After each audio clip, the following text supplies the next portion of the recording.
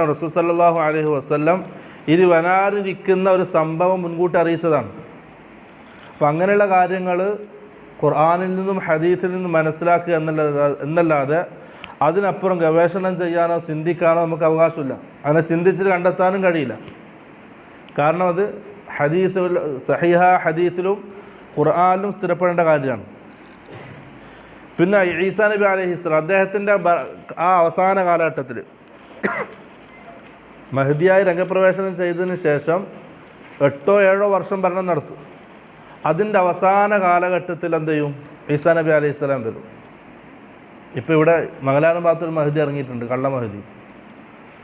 അങ്ങനെ ഇതിൻ്റെ മുമ്പ് വന്നിട്ടുണ്ട് കുറേ മഹ്ദിമാർ ഇറങ്ങിയിട്ടുണ്ട്. സ്വന്തം അവകാശപ്പെടാൻ ആ മഹ്ദിയാനത്തിന് അവകാശപ്പെടും കുറേ ആൾക്കാരും ഉണ്ടാവും. അതുപോലെ മംഗലാപുരം ഭാഗത്ത് പുതിയൊരാൾ ഇറങ്ങിയിട്ടുണ്ട്. പക്ഷേ ഈ റസൂൽ സല്ലല്ലാഹു അലൈഹി വസല്ലം പരിചയപ്പെടുത്തിയ ആൾ പടിഞ്ഞാറ്